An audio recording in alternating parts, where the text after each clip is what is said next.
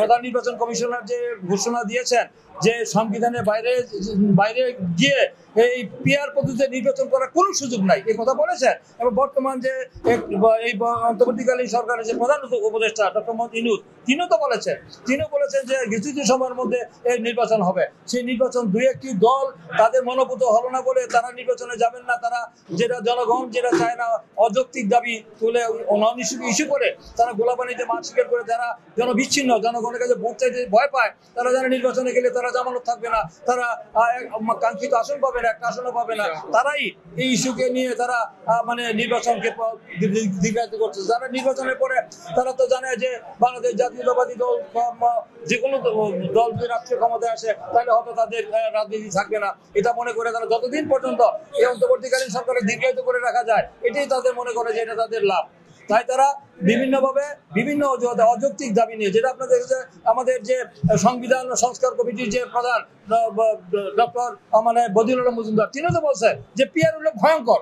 PR এর অধীনে বাংলাদেশে পৃথিবীর এখন এটা নেতিবাচক, যেমন ইভিএম মানে ইলেকট্রনিক ভোটিং মেশিন সেটা যেমন বাতিল হয়েছে, মানুষ টিপ দিবে না, সিল মারবে, সেটাই তো মানুষরা প্রত্যাখ্যান করেছে।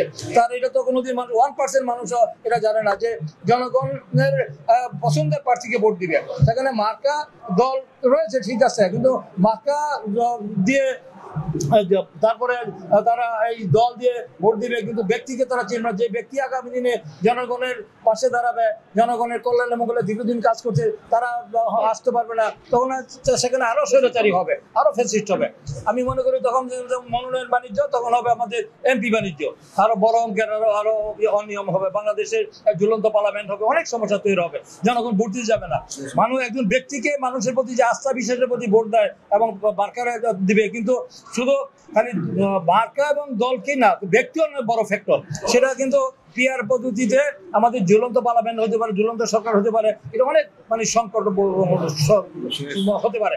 এটা জনগণ এটা 1% জনগণ বোঝে না পিআর কি। সেই পিআরটাকে নিয়ে তারা যে এই একটা অস্থিতিশীল পরিস্থিতি তৈরি করছে, এটার জন্য কিন্তু যদি কোনো কারণে ফেসিবাদ আবার তাদের যেটা আমরা দেখতে পেয়েছি বিভিন্ন সময় তারা যেভাবে মিছিল টিছিল করার বিভিন্ন তারা করছে, এইসব অনৈক্য বিভেদ যদি বিভাজন তৈরি হয় এই নির্বাচন নিয়ে, তাহলে তারা সেই সুযোগটা পাবে।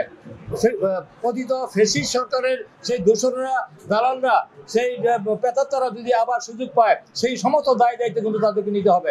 সে বাংলাদেশের জনগণ মানে যেহেতু আওয়ামী লীগের মৃত্যু হয়েছে, তাদের দাফন কাফন হয়ে গেছে, আবার তারা নতুন করে তারা মানে এই ধরনের অস্থিতিশীল পরিস্থিতি তৈরি করে তাদেরকে আবার রাজনীতি পুনঃপ্রবেশের সুযোগ করে যারা দিচ্ছে, তাদেরকেও জনগণের কাটতে হবে, জনগণ তাদেরকে ক্ষমা করবে না।